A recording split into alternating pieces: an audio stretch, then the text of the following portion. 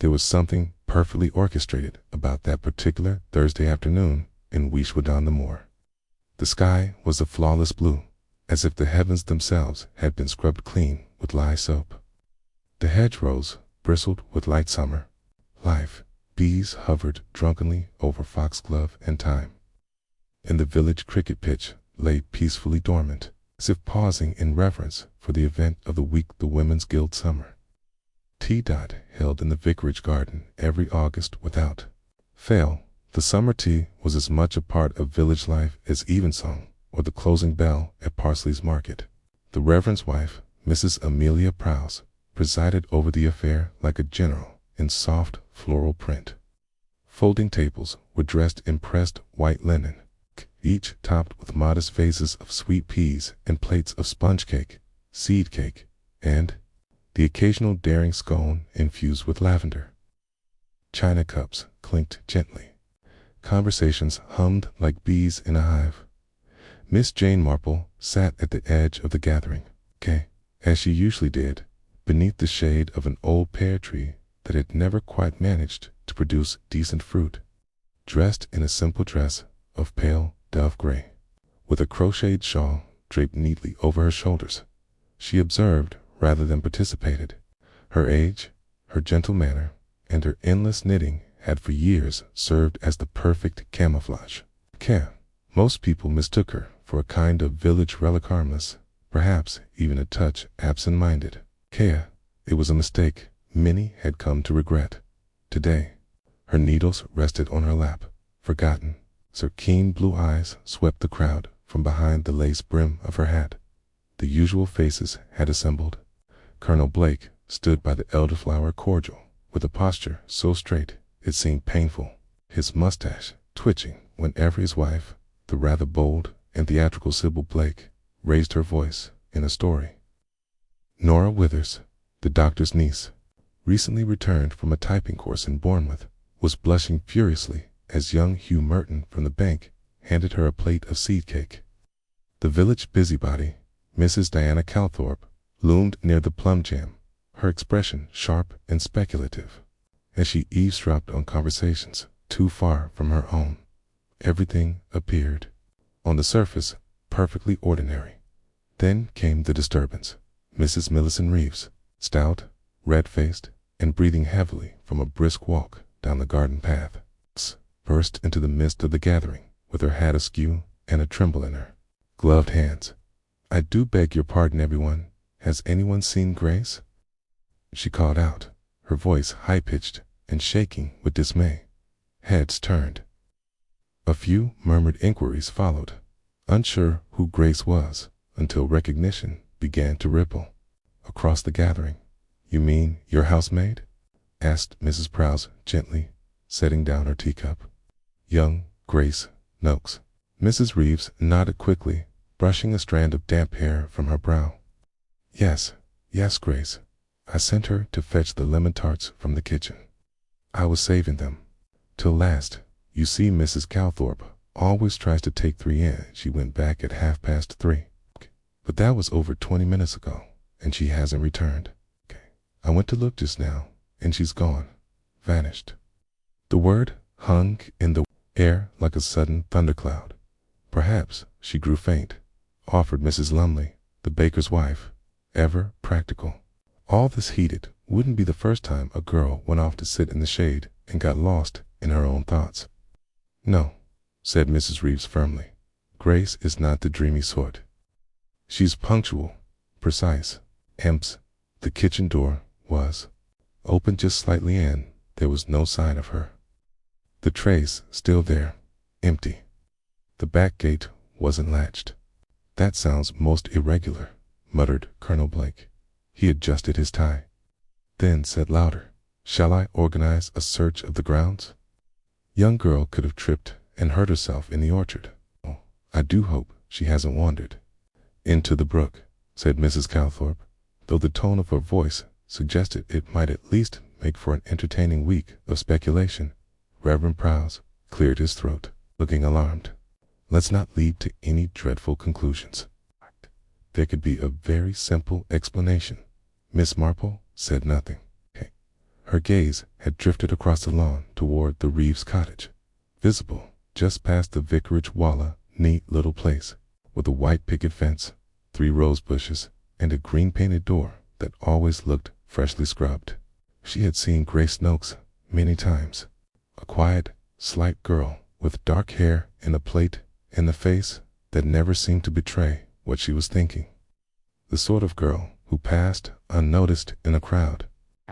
And yet, Miss Marple had noticed her particularly, the slight way her hand trembled when offering the tea tray, the way she avoided eye contact with her employer, and the manner in which she once glanced just once toward the postman, as if she recognized something she wished she hadn't. No one just disappears, said Sybil Blake firmly, arms folded. Girls don't vanish into thin air. It's not a mystery novel, Amelia. Miss Marple tilted her head slightly, a gentle smile tugging at the corners of her mouth. She spoke quietly, more to her teacup than to anyone in particular. Oh, but they do, she said. You'd be surprised how often people disappear, especially in little villages like ours. Not with a bang, usually. It's more like a soft creak of a door, or the turn of a corner. And sometimes, of course, they haven't gone anywhere at all. Sometimes they're just somewhere no one's thought to look. No one responded to her, or perhaps no one heard. The groups had begun to move off. Colonel Blake was organizing a casual search of the hedgerows, while Mrs. Reeves fussed at the Reverend's wife for more help checking the kitchen and cellar. Miss Marple remained seated, still as a statue, watching the flow of people break apart like gentle waves over stones. Grace Noakes, she thought, a girl barely noticed. But someone had noticed her. Someone always did. And people didn't just vanish. Not unless there was something or someone they were running from. Or perhaps, more chilling still, someone who didn't want them found. She picked up her knitting, adjusted her shawl, and cast on another row, the needles clicking softly. If anyone had looked at her then, they might have assumed she was peacefully thinking of patterns and pearls.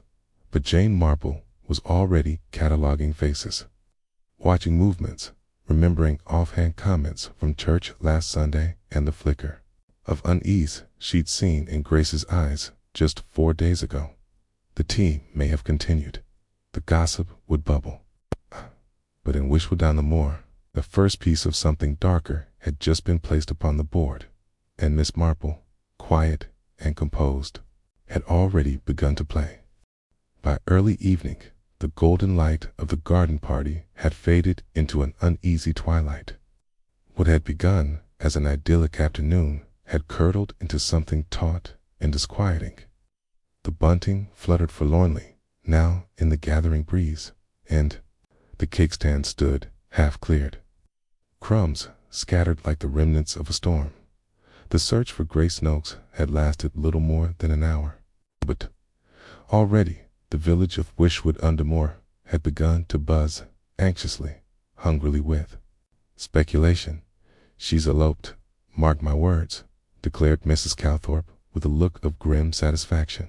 She had positioned herself that evening by the telephone in the post office, having made it her mission to relay the news to all and sundry. Girls don't vanish without a reason. There was a boy, I'm sure of it. Quiet ones like her always. The ones to do something foolish. But with who? Asked Mr. Tilley, the elderly station master who had stopped in to collect his parcel of tobacco. She's barely spoken to anyone in the 3 years she's worked for Mrs. Reeves. Never once saw her at the village dances. Mrs. Calthorpe raised a knowing brow. That's exactly the sort. Secretive, probably met someone unsuitable on her day off and market chipping. One of those delivery boys from the Cope. You know the type. Not much of a type. From what I recall, muttered Mr. Tilley. His voice was lost beneath Mrs. Calthorpe's rising tide of certainty down at the pub. The Gilded Heart. The tone was more conspiratorial. Hugh Merton, jacket off and sleeves rolled up, leaned across the bar to whisper to the innkeeper. "You know what I heard?" he said. "She was seen crying behind the vicarage wall last week." "Nora told me," said. She looked positively frightened. "Frightened? Of what?" asked Mr. Holloway, who ran the shoe repair stall on Thursdays. Hugh shook his head. Key shook his head. "No idea, but something's not right. People don't just go missing after slicing a tray of lemon tarts. She thinks she might have, done herself in." Grace piped up a new voice. Millie Fletcher, one of the Reeves laundry girls. She was hovering near the door, clearly having lingered longer than she ought to have. She weren't the sort to do anything silly. She was quiet, yes, but steady, proper, and she loved that job. Said so more than once. "Said she's been taken," someone muttered, and that thought, spoken aloud for the first time, made the air in the pub noticeably colder. Back at the Reeves cottage, the windows glowed softly through lace curtains, but the household was anything but tranquil. Mrs. Reeves was pacing from the parlor to the kitchen and back again, her face flushed and her hands wringing a tea towel into a knot. "It's not like her," she kept repeating to her husband, who sat in the armchair with a newspaper folded uselessly on his lap. "Grace is reliable. She's not flighty. She's not impulsive. Something's happened. I can feel it." Mr. Reeves, a retired solicitor who now spent most of his time tending roses and writing very dull letters to the Weeshwood Gazette, removed his spectacles. "Millicent, you're letting your imagination run wild. The police have been notified. Inspector Cray will do what's necessary." Mrs. Reeves stopped pacing and looked at him sharply. "You think she's just wandered off?" He didn't answer. In truth, the whole village was uneasy that night. Children were called indoors earlier than usual, and a few families even bolted their doors, something practically unheard of in Weeshwood. The familiar rhythm of the place had been disturbed, and with it came the instinctual tightening of routine. Lights out, windows shut, eyes on the unfamiliar dot. Miss Marple, however, did not change her habits. After tea and a modest dinner of boiled egg and toast, she took her usual walk around the perimeter of the village green. The air had turned crisp, and there was a dampness in the hedges that spoke of approaching rain. She paused by the Reeves' back gate, a simple wooden structure that now swung slightly on its hinge. Miss Marple noted the worn patch of earth just beneath the latch, where someone had recently trodden heavily. There were boot prints in the dirt, not Grace's, surely. Grace wore narrow shoes. These were larger, more angular. Miss Marple stepped back and looked slowly along the narrow footpath that led down past the allotments and eventually curled toward the railway line. Long route for lemon tarts. The next morning, Inspector Felix Cray arrived from market chipping. He was not a man of poetic temperament, stocky, clean-shaven, and always smelling faintly of pipe smoke. Cray had investigated more than his share of local misdemeanors: stolen bicycles, a rash of break-ins at the cricket club, and once, a very dramatic case of poisoned pigeons. He sat in the Reeves' parlor, notebook open, eyes sharp. "Tell me again," he said, "exactly when you last saw Miss Noakes." Mrs. Reeves, still visibly shaken, clasped her hands in her lap. At 3:15, she was setting the tray cups, spoons, and the lemon tarts on a separate plate. "I told her to bring them over at 1:30, after the speeches. That was the last time I saw her." "No message left? No note?" "Nothing," she replied quickly. Grace would never have left without saying so. Cray made a note, then turned to Mr. Reeves, who shrugged. "I was in the garden the whole time.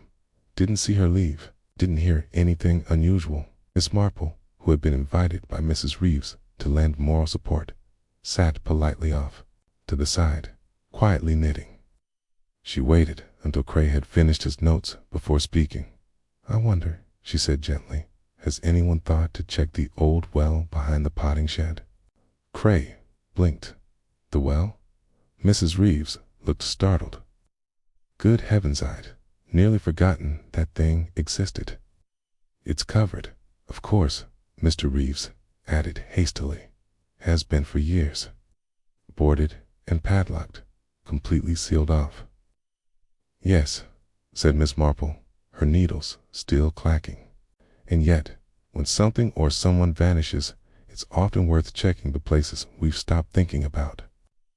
Cray scratched the back of his neck. I'll have someone look into it, but I suspect this'll turn out to be a case of a young girl who's had enough of quiet village life. Miss Marple didn't contradict him, but as she folded her knitting and rose to leave, she caught sight of a smear of something dark along the corner of the kitchen doorway, faint mark, low to the floor.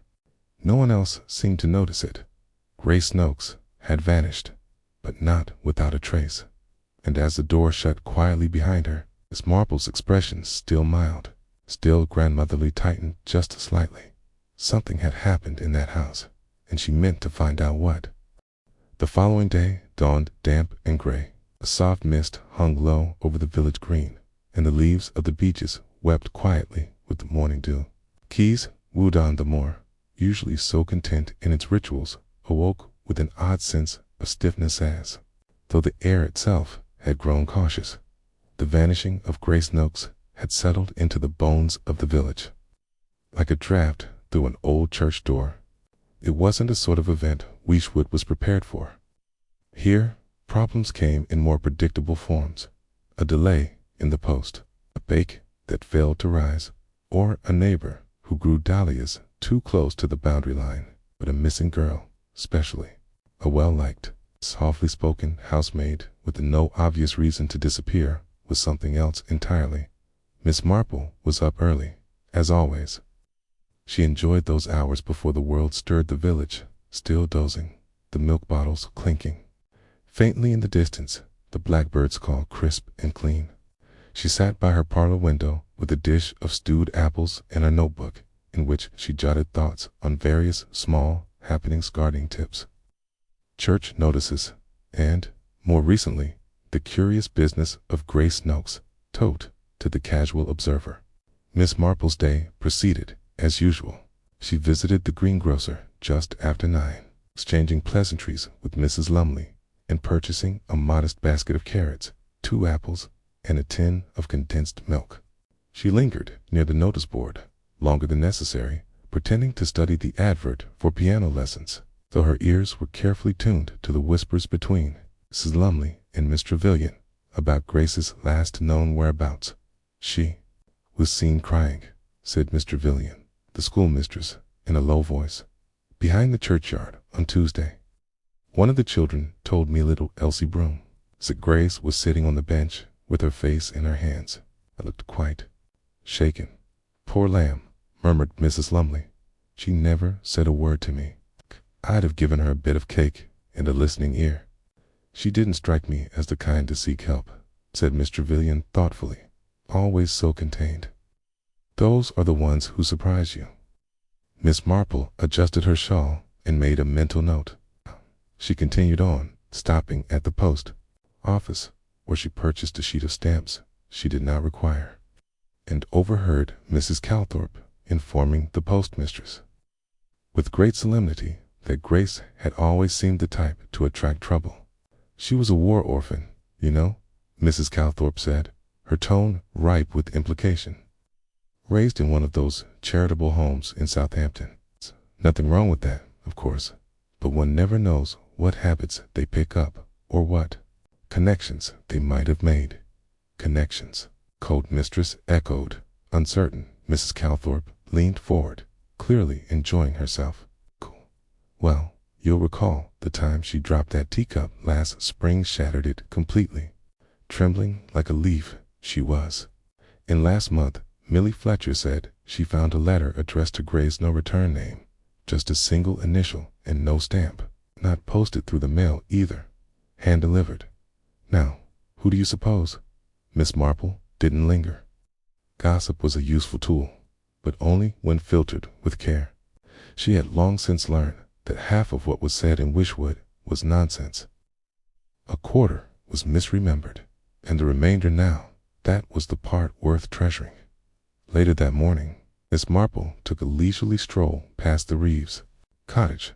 It stood just as it always had, trim, symmetrical, and utterly unremarkable. Yet something about it seemed strained now, as if the house itself was holding its breath. The blinds in Grace's small room above the scullery remained drawn. Mrs. Reeves was not in the garden, though the roses clearly needed DEA. Miss Marple knocked gently on the front door and was greeted after a pause by Millie Fletcher, the laundry girl, who blinked at her in surprise. "Oh, Miss Marple, thought you'd well. We didn't expect visitors." "I'm not visiting, dear," said Miss Marple kindly, merely bringing back Mrs. Reeves' gardening book. She lent it to me last month. Roses for the Amateur. I believe she was particularly fond of Chapter 7. Millie hesitated, but Miss Marple's.com presence seemed to reassure her. "She's in the parlor, I think, bit out of sorts today. She cried this morning when she found Grace's apron still on the peg." Miss Marple nodded sympathetically. "Thank you, dear." She was led inside, and Mrs. Reeves, still in her dressing gown and with her hair pinned up haphazardly, looked up from her chair. "Oh, Jane," she said with a small sigh. "How kind of you. I'm sorry I'm not quite myself." Miss Marple settled into the armchair opposite. "Quite understandable. I thought you might appreciate a visit from someone who knows how strange the world can be, even in a quiet place like this." Mrs. Reeves let out a tremulous laugh. "You always did have a way of putting things gently. I don't suppose anything new has come to light?" Miss Marple asked softly, her voice more conversational than probing. Mrs. Reeves shook her head. "Inspector Cray sent men to check the old well. As you suggested, nothing, and Grace's things are all still here, her purse, her shoes, even her hairbrush on the dresser. She can't have gone far, but she's simply not here." Miss Marple tilted her head. "Was she unhappy, do you think?" Mrs. Reeves hesitated. "Not unhappy, exactly, but perhaps troubled. I noticed she'd been more distracted lately. Once I asked her twice to bring in the linen, and she didn't seem to hear me at all. And that morning, well, there was something in her eyes, a sort of preoccupation." "Did she have any visitors?" "None that I saw," Mrs. Reeves replied, though she often took long walks on her days off. Sometimes into the woods, sometimes toward the railway station. I never thought to question it. Grace was the sort of girl who might have carried a great deal without showing it," Miss Marple murmured. "Some people are like that. Their silences are full of meaning." Mrs. Reeves gave a shudder. "I just want to know she's safe." Miss Marple stood, patting her gently on the shoulder. "And we will, in time. People don't disappear without leaving an echo behind.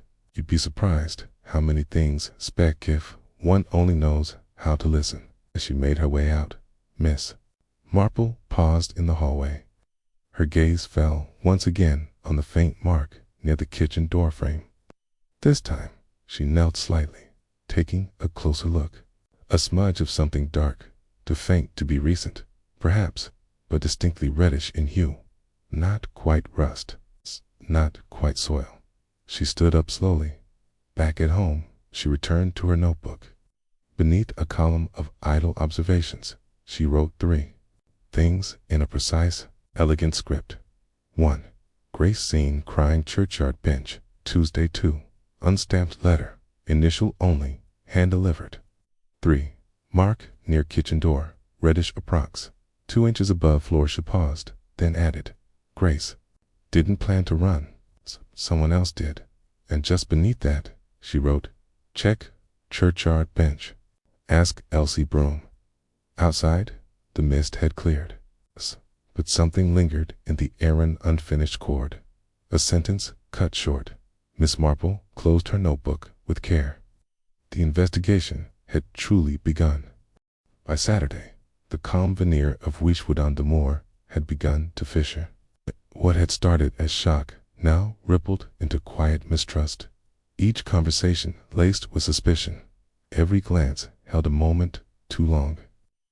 The village, so practiced in its routines, found itself off-kilter. Even the familiar sound of the baker's delivery cart rattling down the lane seemed sharper, more intrusive. Inspector Cray returned mid-morning, his motorcar kicking up a fine dust that coated the rose hedges and left the front of the vicarage looking vaguely distressed. He parked outside the Reeves cottage with the deliberate heaviness of a man arriving with purpose. A uniformed constable trailed behind him, younger, brisker, and clearly eager to make a mark. News of their visit spread quickly. By midday, 3 villagers had passed the Reeves garden gate under the pretext of checking on the dahlias. Tay, 4th Mr. Hawthorne, who lived 2 doors down, lingered so long pretending to adjust his bicycle chain that Mrs. Reeves drew the curtains in quiet exasperation. Miss Marple, however, did not loiter. She spent the morning tending to her marigolds, trimming a patch of overgrown ivy along the wall with neat precision. But her mind was not on the ivy. She was thinking about the churchyard bench. It was little Elsie Broom, a girl of 7, with an earnest face and a missing front tooth, who had seen Grace crying earlier that week. Miss Marple had encountered her outside the sweet shop, where Elsie stood contemplating toffees with all the solemnity of a judge. "You like the lemon drops best, don't you?" Miss Marple had asked with a conspiratorial smile. Elsie nodded. "But I only have a halfpenny." Miss Marple pressed a second coin into her small hand. "A gift, but in return, I wonder if you could help me with something very small." The child had told her, quite clearly, that she had seen Grace on the bench behind the church on Tuesday morning 2 days before the girl vanished. "She looked ever so sad," Elsie had said. Her hands were shaking, and she kept looking at something in her lap, but I couldn't see what it was. Miss Marple had already checked the bench. Nothing remained but a few scattered leaves and a scratch in the wood that might once have been initials long since worn away by time. Whatever Grace had been looking at was gone, but the memory of it, held in a child's eyes, remained vivid by late afternoon. The talk had turned toward suspects. "She had a quarrel with Mrs. Reeves, I heard," said Nora Withers, as she and her aunt, Mrs. Harper, arranged hymnals in the church. Something about chipped china. "They say Mrs. Reeves lost her temper and shouted, and Grace left the room crying." "People cry too easily these days," said Mrs. Harper with a sniff. "But I did always think Mrs. Reeves was rather particular. Still, to be shouted at is one thing. To vanish is quite another." In the pub, however, the name on everyone's lips was Hugh Merton. "He was seen talking to her," said Mr. Holloway, "not once, twice, behind the post office, no less.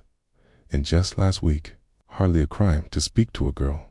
Someone grunted, but he's been sniffing about Nora for months," countered another. "And Grace was a plain girl, shy, quiet. Suppose she misread his intentions." It wasn't long before the speculation reached the inspector's ears. That evening, Cray arrived at the bank, where Hugh was still at work, head bent over a ledger. He looked up, surprised to see the inspector's broad form in the doorway. "Mr. Merton," said Cray, not unkindly, "mind answering a few questions?" Hugh blinked. "About Grace?" Cray gave a short nod. "She's not been found, then," said Cray. "And until she is, we've a duty to investigate every possibility." Hugh leaned back in his chair. "I hardly knew her. Saw her about, of course, waved once or twice. Said hello when we crossed paths, and behind the post office." Cray asked, watching him carefully. Hugh flushed slightly. "Oh, that. I was returning a letter. She dropped it on the pavement near the bakery. I recognized the handwriting, odd-looking scrawl, just an initial on the back. No stamp. I assumed it was personal, and thought she'd want it back." Cray tapped his notebook. "You mentioned the handwriting. It's familiar. I wouldn't say familiar, just unusual. You didn't read it, of course? Hugh looked offended. Of course not. Cray didn't press the point, but when he returned to the station that night, he added Hugh Merton's name to a growing list of persons of interest. When Miss Marple heard of the questioning, she was unsurprised. She knew how easy it was for suspicion to settle on young men, especially those who straddled the fine line between polite and charming. But her instincts told her something different. That evening, she paid a call to Mr. Tilley at the railway station, who greeted her with a smile and a polished lantern. No sign of the girl, I take it? Not yet, said Miss Marple. But I was wondering, do you recall if anyone met Grace at the station in recent weeks? Or waited for her? Tilley scratched his head. Now you mention it. There was a gentleman here 2 Sundays ago, tall, foreign-looking, asked after the last train to Chipping. Didn't buy a ticket, just loitered about until the girl arrived. She didn't seem pleased to see him. Was he young? Miss Marple asked. Older than her by some years. Wore gloves. Strange for the weather, now that I think of it. Miss Marple thanked him, her mind already stirring with quiet calculations. The following morning, the talk of the village took another turn. Millie Fletcher had reported something missing, a silver brooch that Grace had been fond of. It had vanished from the top drawer of the girl's dresser. It was shaped like a swallow, modest and delicate. She always wore it on Sundays, Millie said. I know it was still there on Thursday morning. I saw it. A thief. Now, Mrs. Calthorpe huffed when she heard. Or maybe she took it with her, if she ran off. But Miss Marple suspected otherwise. A girl in flight did not pause to pack sentimental jewelry. If someone else had taken it, well, that suggested an opportunity. And perhaps a motive yet to be uncovered. She opened her notebook again that evening and added several lines. 4. Hugh Merton returned unstamped letter, initial only, flushed when questioned. 5. Foreign-looking man at station, gloves, in warm weather. Seen with gray 6, missing swallow brooch drawer. Undisturbed, otherwise, she paused, then underlined the word, gloves. Finally, she wrote, not the boy next door, someone quieter, someone watching, and beneath that, began watching back. Sunday brought with it a hush that seemed heavier than usual. Wishwoodon the Moor was accustomed to quiet days. Of course, the shops closed. The vicar's sermon dutifully attended.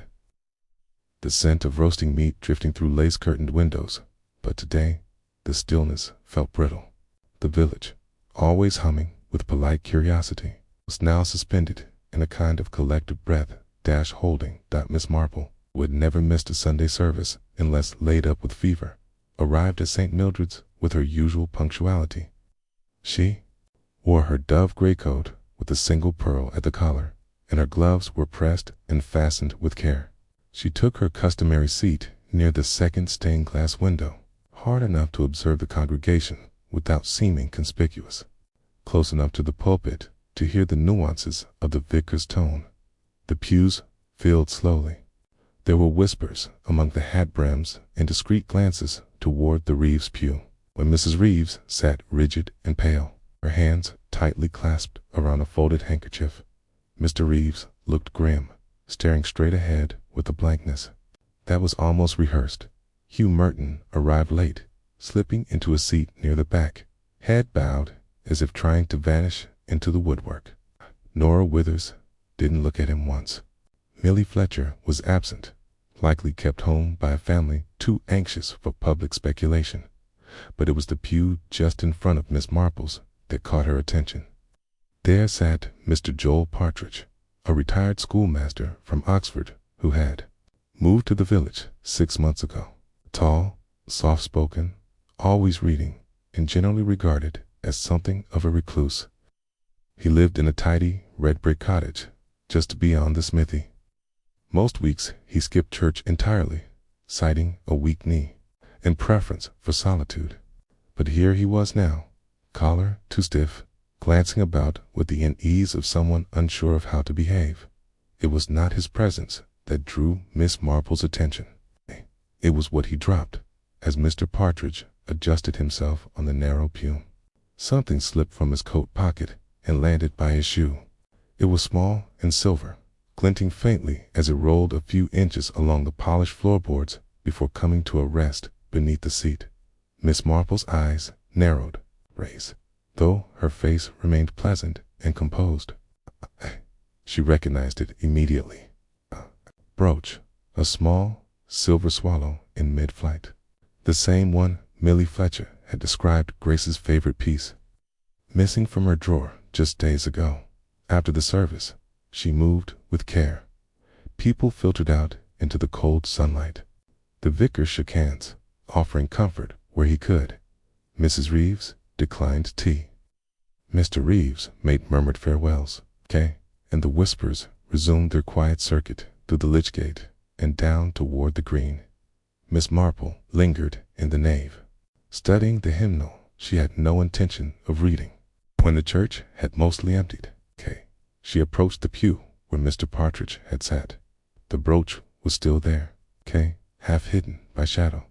She bent slowly, as though collecting a dropped glove, and retrieved it with a gloved hand. The detail was delicate, a fine pattern along the wings, slightly tarnished along the edge, just as Millie had once described. Instead of pocketing it, Miss Marple crossed the aisle to where the vicar was gathering his notes. "Reverend Prowse," she said gently, "would you mind terribly if I left this with you? It appears someone dropped it during the service." He peered at a brooch and nodded. "Of course, I'll make an announcement next week." "Very good," she said with a smile. "Such a pretty piece. It would be a shame for it to go unclaimed." She left it with him, though her mind was already far ahead. Later that afternoon, she paid a visit to Millie Fletcher. The Fletcher home sat behind the greengrocer's shop, modest and lively. When Millie came to the door, cheeks red from scrubbing the scullery floor, she looked surprised to see Miss Marple. "I thought you might like some shortbread," said Miss Marple, holding out a paper-wrapped bundle. "I made too much, and I wondered if I might ask you one or two more questions about Grace." Millie ushered her in, dusting her apron with nervous hands. "Of course, Miss Marple. I can put the kettle on." "No need, dear. I shan't stay long. I was just thinking of that brooch, the swallow." Millie's brow creased. "Yes, you said it was in her drawer on Thursday morning." "I'm certain. I was dusting the dressing table and saw it there." "And when did you notice it was missing?" "Not until Saturday, when I tidied the room again." Miss Marple nodded slowly. "And Mr. Partridge, has he ever visited the Reeves cottage?" Millie's eyes widened. "No, not that I know of. He hardly speaks to anyone, always has his nose in a book. A bit strange, if you ask me." "Why?" "Oh, no reason," said Miss Marple gently. "It's idle curiosity. I do like to keep track of little things. Sometimes they have a way of becoming not so little." When she returned home, she wrote in her notebook, 7. Partridge attended church unexpectedly. 8. Dropped Grace's brooch. Suggests contact 9.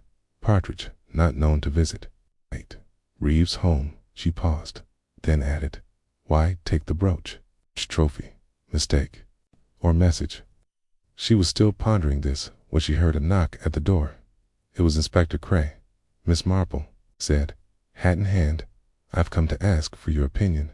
It seems the list of suspects grows shorter, not longer." "Ah," she said, with a faint smile, "but that's always when you must be most cautious. When things begin to appear simple, they're often about to become far more complicated." I raised an eyebrow. "You've noticed something?" She offered a mild shrug. "Only a few crumbs, Inspector, but one must never discount crumbs. They are how the birds find their way home." He gave a short laugh. "Well, if you do come across anything more substantial, I shall be sure to let you know," she said pleasantly. But as she watched him leave, her gaze drifted again to her notes. The brooch had been found, yes, but what it meant was still elusive. Had Grace dropped it in fear? Had someone taken it from her? Or had it been planted intentionally? Miss Marple sat back in her chair, the ticking of her mantel clock filling the silence. It was time to learn more about Mr. Joel Partridge, and why a man so quiet, so seemingly distant from village life, would be carrying a brooch that did not belong to him. Wishwood-on-the-Moor was a village built on routine, and when something threatened to disrupt its well-oiled mechanisms, it had a curious way of doubling down. People swept their stoops a little more vigorously, polished their brass with a bit more shine, and smiled harder at neighbors they didn't quite trust. But beneath the surface, something was shifting. It began with small things. Mr. Tilley at the station reported seeing fewer walkers along the railway path. Children no longer lingered in the lanes after school, and the postmistress, usually brisk and unfazed, now looked twice over her shoulder before locking up each evening. Miss Marple, meanwhile, was watching, not for the obvious gestures, accusations, shouts, or sudden confessions, but for the quiet disturbances, the tiny cracks in people's patterns. That was where the truth always lived. She began with a visit to Mr. Joel Partridge. His cottage was, as expected, immaculate, red brick, ivy wrapped, with a square little garden full of regimented rows of snapdragons. Miss Marple had never known a man who grew such fastidiously arranged flowers, and yet seemed entirely uninterested in sharing them. He kept to himself, read ancient volumes, responded to greetings with polite but clipped nods when she arrived at his doorstep. He answered with a slight narrowing of his eyes, as if weighing her presence before deciding how to receive it. "Miss Marple," he said, adjusting his spectacles, "to what do I owe the pleasure?" "I thought I might bring you some clippings," she said, lifting a small envelope from the parish newsletter. "I noticed you hadn't attended the last few readings." He hesitated, then stepped aside to let her in. "Very kind. I've been meaning to contribute something about medieval manuscript restoration, but I suspect it wouldn't be terribly popular." "Oh, I don't know," Miss Marple said gently, settling into an armchair. "Wishwood has an appetite for all manner of curiosities." He offered a stiff smile. "I imagine you hear about the brooch." Miss Marple blinked. "Am I?" Partridge exhaled, folding his hands. "You saw me drop it, didn't you? In the pew?" "I did," she said simply. "I meant to return it. I found it in the lane just beyond the Reeves' garden Friday afternoon. I was cutting across the path behind the smithy. Assumed it had been lost by one of the household." "Did you mention it to anyone?" He paused. "No. I suppose I thought it would be easier to slip it to the vicar anonymously, which I would have done had my coat pocket not betrayed me." Miss Marple nodded slowly. "Forgive me for asking, Mr. Partridge, but have you ever spoken with Grace Noakes?" He looked momentarily uncomfortable. "Only in passing. Once or twice, near the green. She seemed shy, but no more than that." Miss Marple smiled, but her eyes remained thoughtful. "It's curious, don't you think? A brooch falling in a garden, only to be found by someone with no direct connection. Wishwood is small, yes, but not that small." Partridge said nothing. His expression remained even, but a small tick had begun beneath his left eye. Miss Marple rose, brushing imaginary dust from her coat. "Thank you for the tea. And the clipping, of course. I do hope you'll write something for the newsletter." He nodded mutely, walking her to the door as soon. As she stepped outside, Miss Marple's face settled into something more focused. There had been fear in Mr. Partridge's manner, a flicker, but fear all the same. Not of her, precisely, but of something. The next morning, Wishwood's gossip mill spun anew, this time with the news that Nora Withers had taken to her bed with a nervous headache. "She's not herself," whispered Mrs. Harper. "Been pale as milk since Saturday." I asked if it was the strain over Hugh, but she only shook her head. Miss Marple, always cautious with emotional disturbances, made no attempt to visit her. But she did call on Mrs. Harper, bringing over a pot of gooseberry jam and a mild inquiry. into the weather. "She's not eating," said Mrs. Harper, once they were settled in the parlor. "Hasn't touched her tea. She won't say what's troubling her." Miss Marple stirred her cup. "I suppose it might not be you." Mrs. Harper looked up. "You think not?" "Sometimes," Miss Marple said softly, "young women carry secrets they don't quite understand themselves. There was a girl in St. Mary Mead who behaved quite the same after discovering a friend's betrayal. She believed she had seen something she wasn't meant to see, and it frightened her more than she could admit." Mrs. Harper was silent for a long moment. "Nora did mention something peculiar about Grace. Said she once saw her come out of the woods, crying, clutching something in her hand. A letter, maybe. She never explained it. Do you know when this was?" 3 weeks ago, I think." Nora tried to ask, but Grace just smiled and said she'd slipped on a route. But Nora didn't believe her. Marple made another note later that day. She returned to the churchyard bench, the one where Elsie Broom had seen Grace crying. The bench offered a clear view of both the vicarage and the lane behind the cottages. Anyone sitting there could watch the comings and goings unseen. Miss Marple sat for a long moment, feeling the worn wood beneath her fingers. She glanced toward the ground and spotted a small strip of parchment wedged between the boards. Not a letter, but the torn edge of an envelope.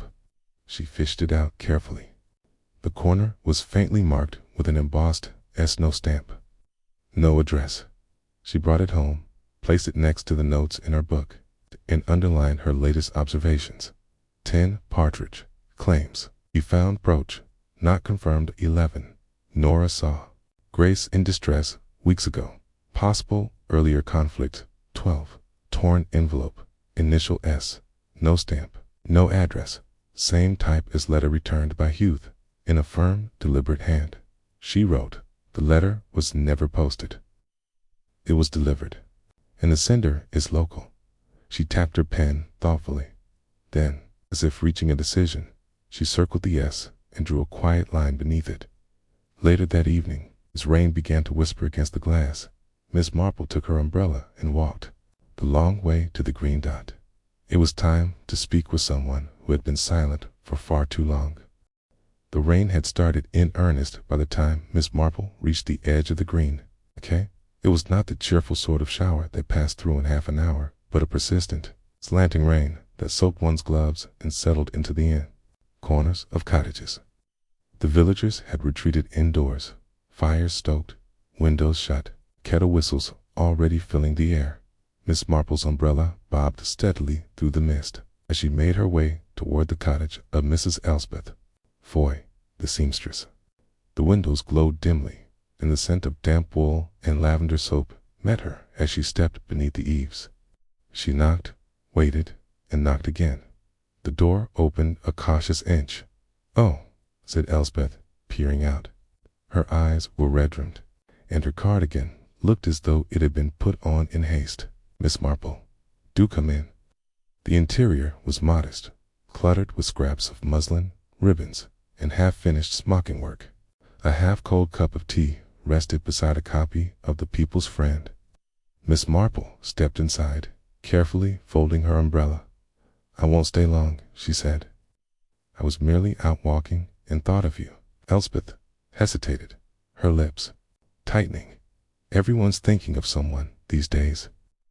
"Yes," Miss Marple agreed, gently. "And sometimes it's the people we think least likely who carry the greatest burdens." Elspeth sat down slowly, her hands trembling. "You think I know something?" "I think," said Miss Marple, "that Grace trusted you." Elspeth's eyes filled. She turned her face away and dabbed at her cheek with the corner of her sleeve. "She came here the night before she disappeared." Miss Marple said nothing. She was shaking, said she was afraid, that she'd made a mistake, trusted the wrong person. She had a letter in her hand, crumpled all to bits. It told me someone had lied to her, promised her something, and now she didn't know what to believe. "Did she say who?" Elspeth hesitated. "It's only a name, or part of one. Simon. She said it like it meant more than one person, or like it wasn't a name at all, but a key. Miss Marple tilted her head, and then she left. I tried to get her to stay, but she said she had to confront him. Said she'd meet someone by the old yew tree just down from the path that leads past the woods. That tree, Miss Marple knew it well. It's crooked and ancient. It's marked the fork between the church lane and the lower woodland path. Quiet, hidden, perfect for a meeting unseen. Why didn't you say something sooner? She asked gently. Elspeth looked ashamed. 'Cause I was afraid. I don't know who she meant, and when she vanished. I suppose I thought it was already too late. Miss Marple patted her hand. Thank you, Elspeth. You've done the right thing now. By the following morning, the rain had passed, leaving the world damp and gleaming. Dew clung to the hedgerows and glistened on the slates of the Reeves cottage. Inspector Cray, summoned quietly by Miss Marple, arrived at the crooked yew tree just after 10. What is it I'm meant to see? He asked, glancing around the glade. Place is as ordinary as any. Ordinary things can become remarkable, said Miss Marple. She moved to the base of the tree, where a patch of disturbed earth lay beneath the twisted roots. The constable, accompanying Cray, stepped forward with a spade. It didn't take long. Beneath a layer of damp soil, they found a bundle of cloth wrapped, carefully hidden and tightly tied with a piece of old twine. Inside, a woman's apron, clear blue with delicate embroidery along the hem, and inside the apron's Paquita letter, folded once, stained at the corner by moisture. The same parchment stock, the same scrawl of handwriting, no address, no stamp, just a single, elegant SCRA. Y opened it carefully, his brow furrowing as he read. She was being blackmailed, he said slowly. This isn't a love letter. It's a threat. Miss Marple nodded. And the signature. Still just an initial. But we now know more than we did yesterday. We know Grace intended to confront someone, and someone wanted that letter hidden. Cray folded the note and slid it into an evidence envelope. Why wrap it in her apron? To remove it from her room. Without notice, Miss Marple replied. Small thing, easy to tuck away, hidden in plain sight. They walked back in silence, the weight of discovery sinking in. That afternoon, the village was in uproar. Word of the buried bundle spread like fire through tinder. Mrs. Calthorpe was in her element, declaring the apron a sure sign of foul play. Others whispered of poisonings, elopements gone wrong, or secret affairs turned vengeful. But what made the mood shift more than anything was the revelation about the letter. She was being threatened, Mrs. Reeves said, nearly in tears as Miss Marple recounted what had been found. But by whom? She never said a word to me. She wouldn't have, Miss Marple said. Grace was the kind of girl who carried her troubles quietly, but that doesn't mean no one else knew. Mrs. Reeves wiped her eyes with a handkerchief. Do you think she's still alive? I think, Miss Marple said gently, that we mustn't assume anything. I also think someone in Wishwood knows far more than they've admitted. That evening, Miss Marple returned home and added several new entries to her notebook. 13. Grace came to Elspeth night before vanishing. 14. Mentioned Simon, unclear if name or code. 15. Planned meeting by yew tree, apron, and letter. Found buried there. 16. Letter confirms blackmail, threatening tone.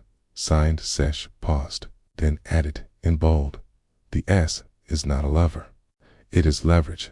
Then, lower down, 3 men in village with names beginning with S. Simon Hackett, groundskeeper. Way this week. Stephen Lumley, baker's nephew.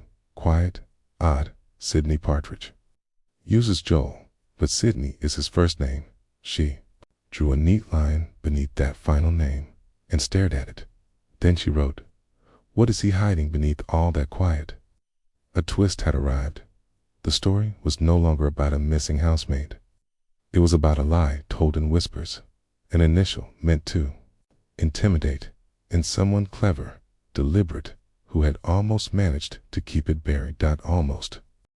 Weeshwood-on-the-Moor had grown too quiet after the discovery beneath the yew tree. Something changed, not outwardly, perhaps. The tea still poured, the clock still chimed, and the post was still delivered. But an invisible curtain had fallen over the village, and behind it, everyone watched everyone else just a little too closely. Miss Marple, however, appeared entirely unchanged. She visited the butcher on Tuesday, nodded politely at Mr. Tilley at the station on Wednesday, and spent Thursday morning reading by her window with a lace curtain pulled back just enough to see the path. But all the while, she was preparing, because Miss Marple believed in one particular truth: guilt, when nudged, gently and precisely, had a way of revealing itself. Not with confessions or dramatic outbursts, that was for the thrillers. No, real guilt festered in small gestures and hesitations, in the way one's hands tightened too quickly around a teacup. And so she devised a plan. She invited Mr. Joel Partridge to tea. He arrived precisely at 3 o'clock on Friday, punctual, composed, and wearing his usual slightly frayed brown jacket. He brought with him a book of Tennyson poems, which he offered with an apologetic smile. "I thought it might be a welcome change from newspaper headlines," he said. "How very thoughtful," Miss Marple said, accepting it graciously. "It's a rare person these days who brings poetry into a room." They settled into the parlor, where the fire glowed warmly. Tea was served in bone china cups and old set, passed down from Miss Marple's aunt, with tiny blue cornflowers along the rim. There were seed cakes, shortbread, and slices of sponge with lemon curd. A proper, gentle setting, comforting, harmless. "You must forgive me," Miss Marple began as she poured the tea. "I've been thinking so much about Grace Snokes." Partridge didn't flinch, but his spoon clinked against a saucer as he stirred. "I suppose everyone has," he said mildly. "Such a quiet girl," Miss Marple went on, "but sensitive and intuitive. I always thought she noticed more than she let on." "Perhaps," he said, "though I never knew her well." Miss Marple took a slow sip of her tea. "Yet her brooch was in your coat pocket." Partridge's jaw tightened for the briefest moment. "I explained that, Miss Marple. I found it quite by accident." "Yes," she said, "you mentioned that, behind the Reeves garden. But it's odd, isn't it? The ground was so muddy last week, and yet the brooch had no soil on it." He said nothing. "I wonder," she continued, her voice softening, "if Grace might have confided in you. You strike me as someone she would feel safe around, intelligent, thoughtful, quiet, like her." He shifted in his seat, brushing an invisible crumb from his lapel. Miss Marple leaned forward gently. "There was someone threatening her, you know, a letter, signed with an S. But Grace said something to a friend the night before she vanished, something about Simon, which is curious, because very few people in the village have names beginning with S." He cleared his throat. "There are dozens of Simons in the world." "True," she said, "but only a few who lived within walking distance of Grace." Her voice lowered, still kind. "And only one whose full name is Sidney Joel Partridge." His teacup, mid-air, paused just short of his lips. Miss Marple watched him, not unkindly. "You never told anyone that Sidney was your first name, no? Even the vicar knew, but Grace knew, didn't she?" He set the cup down, too carefully. "I don't know what you're implying." "I'm not implying," said Miss Marple gently. "I'm observing, 'cause you see, Mr. Partridge, there is something else." She opened a small notebook from her knitting bag and withdrew a folded scrap of paper, a photograph, yellowed at the edges. It showed a younger Partridge, 15 years ago, standing beside a group of women in what looked like a teaching seminar. Elspeth Thoy had found it in a drawer of old things. She remembered Grace glancing at it once when it fell from a stack of fabric. "She recognized you, you know," Miss Marple said. "From Southampton, from the home where she grew up.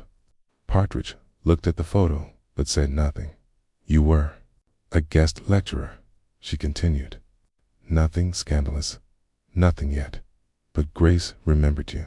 And when you came to Weeshwood, she realized something that made her afraid.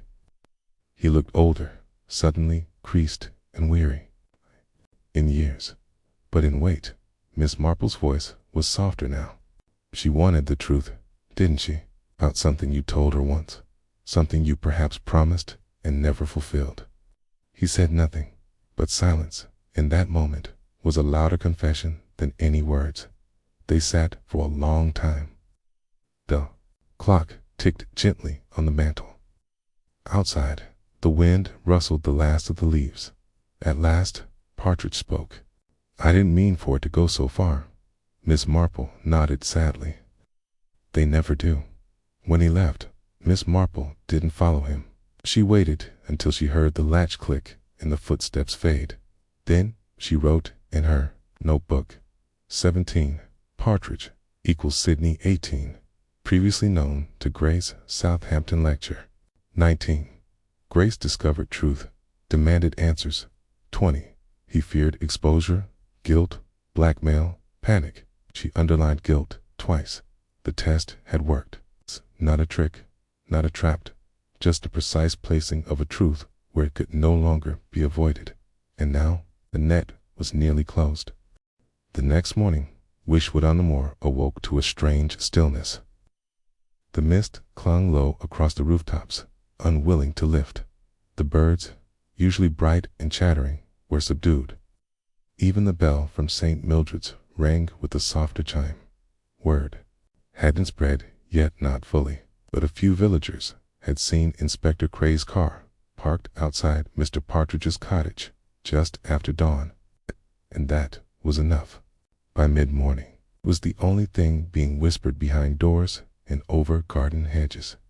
He's been taken in for questioning, said Mrs. Calthorpe, as she arranged apples with more force than necessary on her market stall. They say Miss Marple helped, of course she did. That woman could solve a murder with knitting needles. It isn't a murder, said Reverend Prowse gently as he passed by with his umbrella. Not yet, but privately, even he wasn't sure. At the vicarage, later that morning, Inspector Cray stood near the hearth, his expression unreadable. Mrs. Reeves sat pale and composed, her hands folded tightly in her lap. Mr. Reeves stood behind her, jaw clenched, and Miss Marple, serene as always, sat with her handbag resting on her knees and a faint smile that never quite reached her eyes. Thank you for coming, Cray began, his voice low. I thought it best to explain matters plainly. Mrs. Reeves gave a slight nod. Have they found Grace? No, he said, but we believe we're close, and we now know why she vanished. T turned slightly toward Miss Marple, whose voice took over as naturally as a conductor lifting her baton. Grace was being blackmailed, she said gently. Someone she knew from her past, someone who recognized her vulnerability and used it to exert control. Mrs. Reeves gasped. Who? Mr. Joel Partridge. Or rather, Sydney Partridge. He was once a guest lecturer at the home where Grace was raised. They had a connection of sorts, and even, I suspect, and not as she believed. Years later, when she recognized him here in Weeshwood, she approached him. Perhaps she hoped he'd help her again. Perhaps she hoped to remind him of a kindness. Miss Marple paused, her expression tinged with sadness. But he panicked. He was not a wicked man by nature, but he had secrets, a reputation to protect. And when Grace persisted, when she threatened to speak about him, or worse, reveal a past entanglement he could not afford, he turned manipulative. He wrote threatening letters, unsigned, but known to her. He intended to frighten her into silence. Mrs. Reeves whispered, That doesn't sound like Mr. Partridge at all. No, Miss Marple agreed. But fear makes people act out of character, and guilt even more so. Cray picked up the thread. When Grace made it clear she intended to confront him, he arranged a meeting at the yew tree. But things didn't go as he expected. She brought a letter. Perhaps she threatened to expose him to the village or the authorities.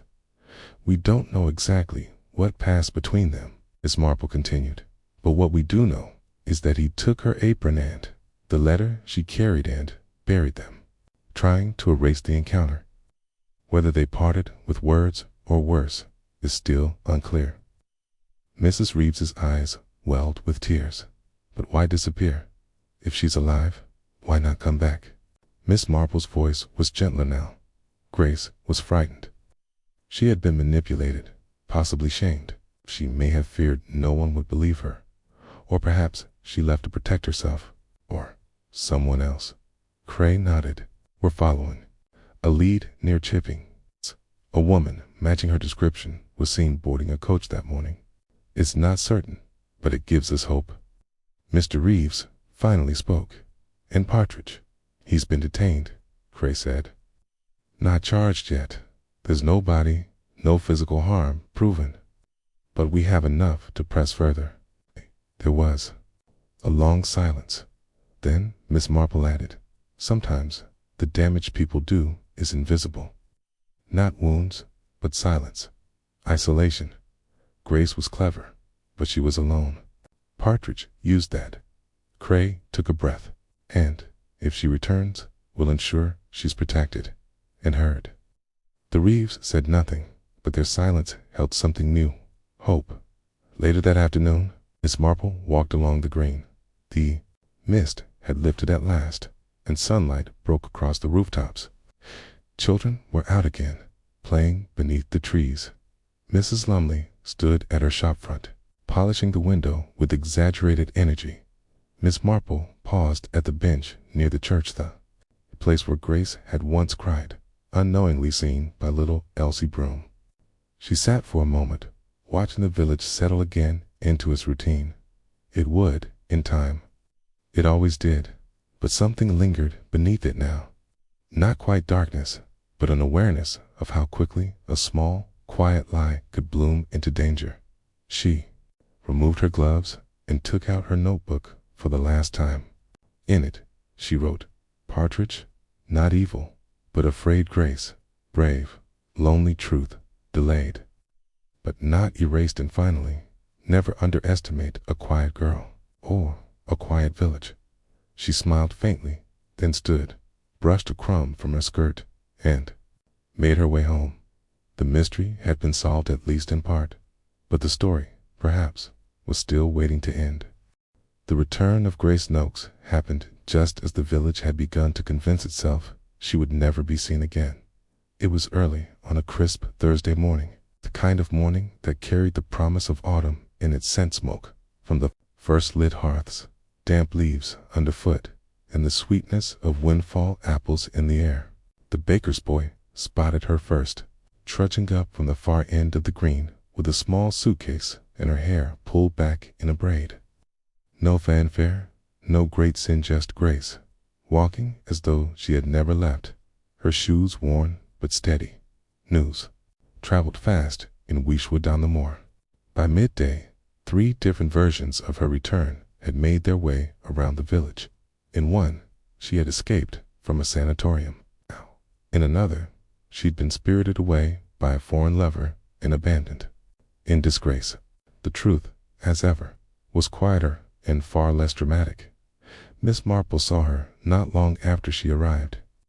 From her window, she caught sight of the girl pausing near the Reeves' front gate, looking up at the house with an unreadable expression. She did not knock right away. She simply stood there for a moment, as if listening for the village itself to take a breath. Then she walked inside. Mrs. Reeves later told Miss Marple, over a pot of chamomile tea, that Grace had said very little, only that she was sorry for the worry and that she had needed time. Her eyes had been tired, but her voice was steady. There were no tears, no explanations, just a simple, dignified statement of someone who had survived something she could not yet name. The police were informed immediately, of course. Inspector Cray visited that same afternoon, His conversation with Grace was brief and private, but afterward he confirmed that no charges would be brought.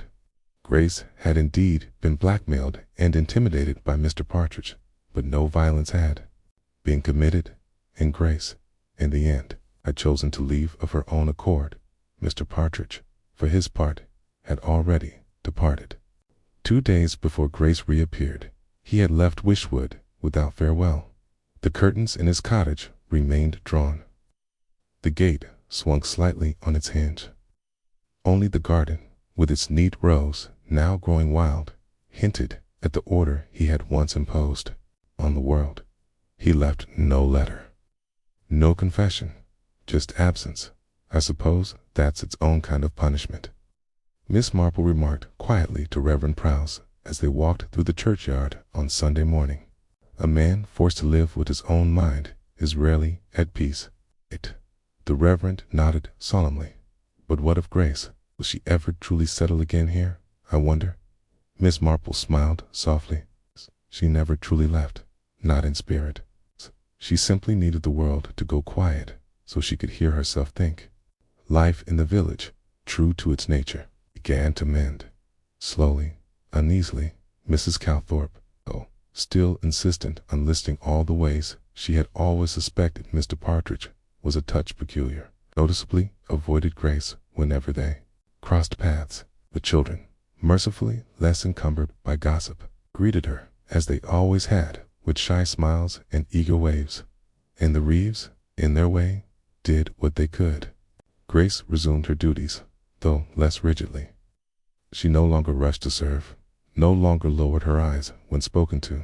There was something new in her quiet ownership of herself, as though whatever she had found during her absence had stitched a missing piece back into place. Miss Marple observed this transformation with a satisfaction she did not need to voice. She invited Grace for tea one Tuesday afternoon. The girl arrived on time, bringing with her a modest jar of quince jelly and a polite smile. They spoke little of the past. Instead, they talked of the garden, of the state of the church bell, and of the coming frost. But as Grace reached for a second biscuit, she paused. "May I ask," she said, "how you knew?" Miss Marple's knitting needles paused in her hands. She looked over her spectacles with a gentle expression. "I didn't know at first, only suspected. But you see, Grace, people often reveal themselves when they are pretending the hardest not to." Grace looked down. "I was so afraid no one would believe me." Miss Marple reached over, resting a hand atop hers. "Many people wouldn't have, but the truth has a way of seeping out through the smallest cracks. And it's our job, those of us who've lived long enough to notice when it does." They sat in silence for a while after that, comfortable, kind. As Grace rose to leave, she turned at the door. "I don't know what happens next. I'm not even sure I want to stay here forever." "The tea don't need to know yet," Miss Marple replied. "Staying or going, it all makes sense in time. For now, just breathe."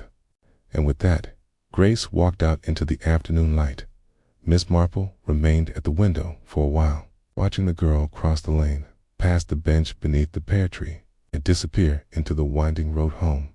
Later that evening, Miss Marple sat at her writing desk and opened her notebook one last time. On the final page, she wrote, "The girl returned. The man fled." The truth, when coaxed gently, rose like cream. Then, beneath that, she added, "Some wounds do not bleed, but they still ache." She closed the notebook and set it beside her knitting. Outside, the wind rustled through the garden. A storm was coming, perhaps, but for now, the village rested, quiet again. Not innocent, but no longer blind. Miss Marple reached for her tea, took a sip, and turned back to her book. There would always be another story, another secret nestled beneath the rose bushes or whispered over the bake stall, and she would be ready. October arrived with an unexpected chill. WYCHWOOD-on-the-more, having endured its brief and unsettling turbulence, had begun to retreat once again into the quiet rhythms of village life. The leaves turned without fanfare. The postman resumed his whistling, and the smell of wood smoke drifted daily from chimneys like comforting punctuation to the casual observer. It would appear as though nothing had ever happened, and yet not everything had settled. Not quite. Miss Marple noticed it, in the smallest ways, in the way Grace sometimes paused at windows, as if still listening for something that wasn't quite gone, in the way Mrs. Reeves had taken to double-checking the back gate before bed, in the way Mr. Tilley, the station master, had stopped reading his newspaper on the bench outside, and now kept it folded in his lap, eyes wandering. It was not fear. Precisely. More like a hesitation that hadn't existed before. Collective awareness that even a quiet village like Weeshwood could harbor shadows, if only briefly. Miss Marple didn't mind the silence that followed a mystery.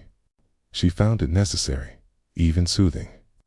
But she also knew that mysteries never tied themselves up as neatly as people liked to believe. Some things, she had learned, only looked settled from the outside. It was a letter that restarted the unease. It arrived mid-morning on a damp Tuesday.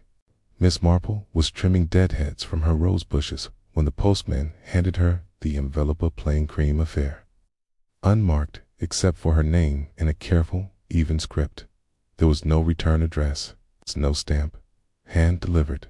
Then again, inside, was a single sheet of parchment, folded crisply. No greeting, no sign-off.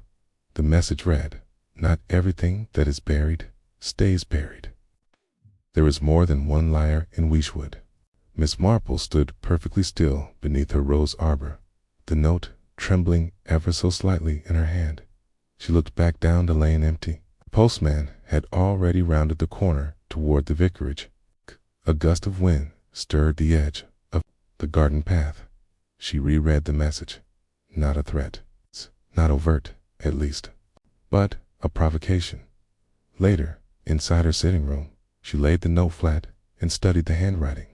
It was careful, familiar. Mail, she guessed, but disguised. The same type of letter Grace had once received, and yet it felt different. Not from Partridge. Of that she was certain. He had left, and his cowardice had been real. But someone else, someone still watching, had delivered this. She didn't contact Inspector Cray right away. Not yet. She had nothing more than words on paper. And in a place like Weeshwood, where gossip was a living organism, it was better to act with discretion. Instead, she returned to her notes. She reopened the journal she had closed only a week ago, and turned to the final page, the one she thought was finished. Beneath her last entry, she wrote, "New letter received. Same script family, different tone.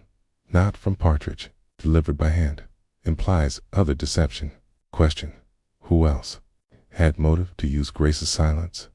She tapped the edge of her pen against her chin, mind quietly combing through everything again, every interaction, every overlooked detail. She had believed the story was complete, but perhaps, like the final stitch in a seam, something had been pulled loose that afternoon. She paid a visit to Nora Withers. The young woman had been noticeably absent since Grace's return. Polite, yes, and present in church, but quieter, withdrawn. Her smile felt half-formed, her gaze more cautious than before. Nora answered the door quickly and welcomed Miss Marple inside with a nervous warmth. "I was just making tea," she said, leading her into the parlor. "You'll stay for a cup, won't you?" Miss Marple sat gently on the settee, eyes sweeping the room. "If you're kind to offer. I've just been thinking about Grace." Nora froze slightly at the mention of her name, then resumed stirring sugar into a teacup. "Yes, it's good that she's back, but unsettling too, isn't it?" Nora blinked. "Unsettling?" Miss Marple nodded slowly. "When a person disappears and then returns, it changes how we think about them. We start wondering not just what happened to them, but what they might have seen while they were away." She watched as Nora's hand paused, spoon clinking against porcelain. "She hasn't said anything, has she?" Miss Marple added, casually, about what she saw, or who she trusted. Nora looked down. "I don't think she remembers clearly, Miss Marple smiled gently. "Perhaps not. Or perhaps she remembers too well and is waiting for the right moment." There was a silence, then quiet, tight. Then Nora said, "Some things are better left unsaid." Miss Marple stirred her tea. "Yes, but some things, when left unsaid, have a way of returning, like notes slipped under doors." Nora looked up sharply, her eyes widening just enough, and in that brief flicker, Miss Marple saw it. Recognition. A moment of alarm. A shadow of guilt. She said nothing more. She sipped her tea, made polite conversation, thanked Nora, and left as if nothing had passed between them but warmth and civility. But as she walked home, she knew what the letter had meant. There was still more truth to uncover. Not a new crime, perhaps, but a deeper layer of the same one. A secret, shared, or suppressed, or twisted. And someone in Wishwoods, someone clever, was trying to ensure it stayed that way. Perhaps there had been another accomplice. Perhaps someone else had used Mr. Partridge's guilt as a convenient veil, someone close enough to Grace to gain her trust, yet far enough outside suspicion to be overlooked. Miss Marple did not dwell on the idea without reason. She'd lived too long and seen too many human dramas not to notice when one character in the play remained awkwardly silent at the final curtain, and she still hadn't forgotten the letter. Not everything that is buried stays buried. There is more than one liar in WICHWOOD. It echoed in her mind even now, a phrase designed not merely to startle, but to test her.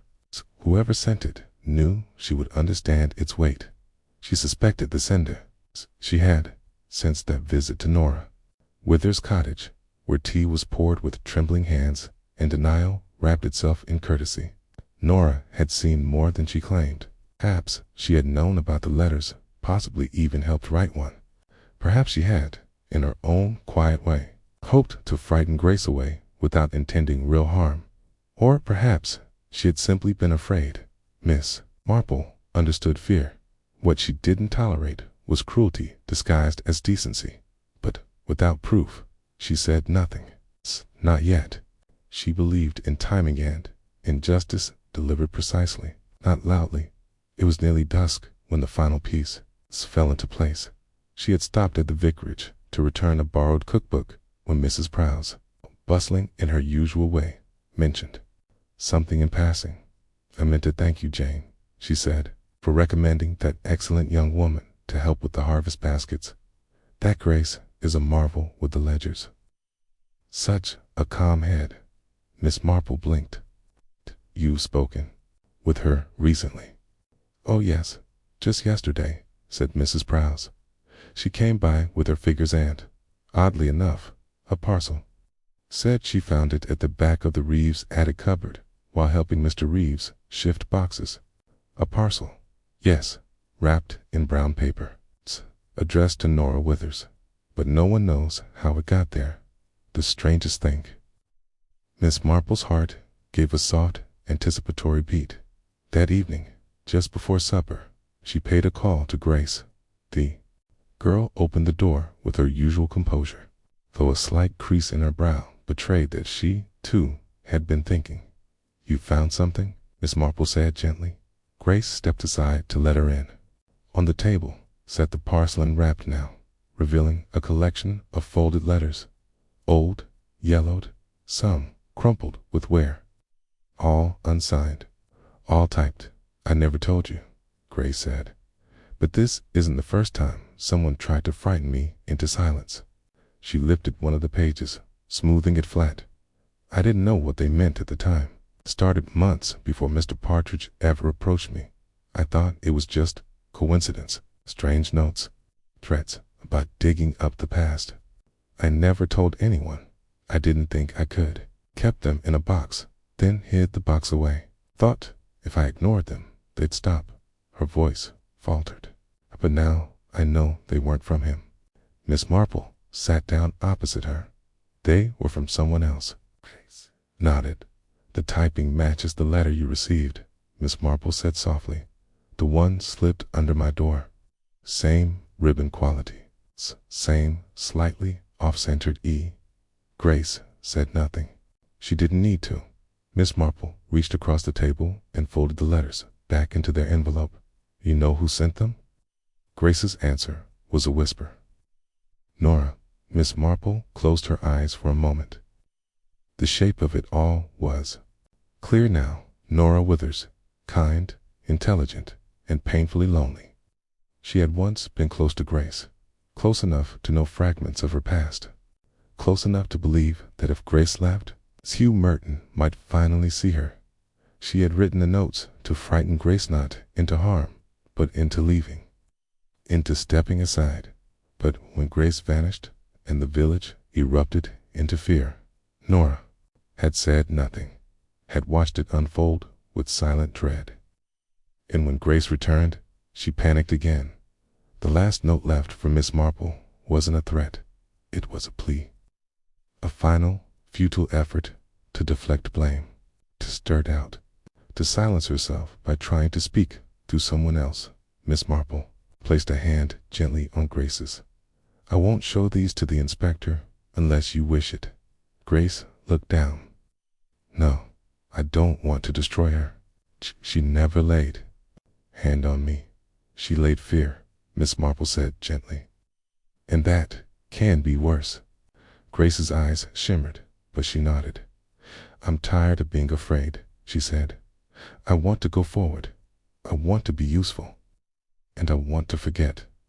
Miss Marple's voice was warm and steady. Then that's what you shall do. They sat for a while, the last of the light pooling at their feet. Later that night, Miss Marple walked home slowly. The village was quiet. A dog barked far off, and the wind stirred the sycamores along the green. She paused once by the churchyard bench, looked up at the crooked U. So many stories ended in such places, beneath trees and beside letters, and in the tremble of unspoken truths. She took out her notebook for the last time and wrote, Nora, with its motive, envy, loneliness method, anonymous notes, intent, displacement, not harm result, silence, shame, K, disappearance, truth, still painful, but understood. Then, beneath it, case closed. But the heart is never as simple as the crime. She closed the notebook and slipped it into her handbag, and as she turned toward home, a faint smile touched her lips. The housemaid had vanished. Yes, but in finding herself again, she had uncovered more than just her own truth. She had reminded a village which shadows could live in even the quietest hearts, and reminded one elderly spinster detective that justice, like forgiveness, sometimes arrives not as punishment, but as clarity.